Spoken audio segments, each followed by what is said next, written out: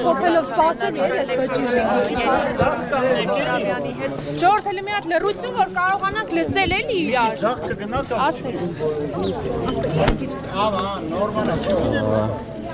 Նախ եւ առաջ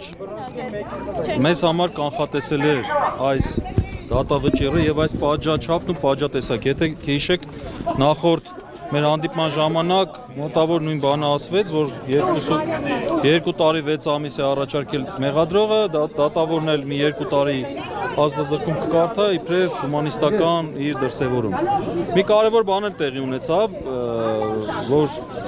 կոնկրետ մենք արձանագրեցինք եւ դրա տեսախցիկների կողմից նույնպես Միքայել Սրբազանը մեղադրվում էր քրեական օրենսգրքի 422 հոդվածի 2-րդ մասով նախատեսված արարք կատարելու համար։ Այսօր դատանը կարդալուց նրան մեղադրեց 442 հոդվածի 2-րդ մասով։ Լրիվ ուրիշ հոդված։ Ինչի մասին։ Բարձրաբան։ Այս հոդվածը լրիվ ուրիշ բանի մասին է, վերաբերում է պաշտոնատար անձի կողմից ապօրինի ձեռնարկատիրական գործունեության։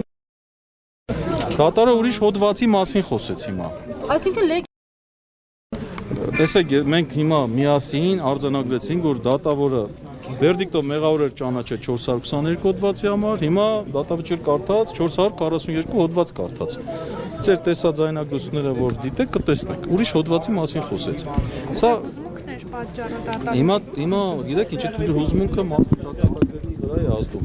Ակնհայտ է, որ սա պատվիրված ակտ էր եւ Միքայել Սրբազանը չի կատարել ոչ 442 հոդվածը, ոչ 422 հոդվածով կատարված նախատեսված արարք։ Միքայել Սրբազանը իշխանություն զավթելու կոչ չի կատարել։ Միքայել Սրբազանը սահմանադրական կարգը տապալելու կոչ չի կատարել։ Այն ինչ վերագրում են Միքայել Սրբազանին, դա իր կարծիքն է եղել նախկին իրադարձության վերաբերյալ, որը պատմել է։ Դա չի կարող կոչ համարվել։ Դա ներկա կամ ապագա ձևով չի կատարվել։ Ինչպես բացատրենք, որ չկա այստեղ իրավախախտում։ Վերաքնի չեք դիմելու։ Հոդվածը ձեր ասելով կարդացել, սա իրավական դուրս ունենում է նման դատավճիռ։ Տեսեք, հիմա չեմ ուզում առաջընկնել որոշ հուշումներ տալ դատավորին, հիմա տեսնենք։ Վերաքնի չեք դիմելու։ Այո, ավելին ասեմ, մենք արդեն ստացել ենք Վճռաբեկ դատարանի որոշումը, որով մեր բողոքը վարույթ չի ընդունել է մերժել է առաջի կալանքի հետ կապված եւ այդ մասով մենք նաեւ միջազգային ակցիան ենք դիմելու, եվրոպական դատան ենք դիմելու։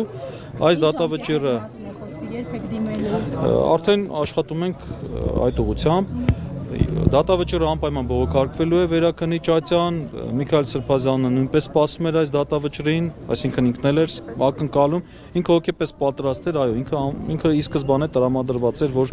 իր նկատմամբ քաղաքական հետապնդում է իրականացվել եւ իրականացվել։ Այսքանն, եթե հարց ունեք, խնդրեմ։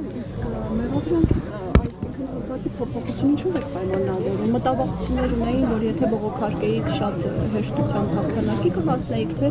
երկրորդ։ Չէ, եկեք թողնենք որ դատավորը պատասխանի այդ հարցին։ Իսկ ձեր պրակտիկայում շատ է լինում, երբ ասենք վճիռը կարդալուց ուրիշ հոդված են ասում, բայց թղթի վրա Իմ պրակտիկայում առաջի դեպքն է, որ arczepiskopos-ի նման անհիմն մեղադրանքով դատապարտում են։ Առաջի դեպքն է իմ պրակտիկայում։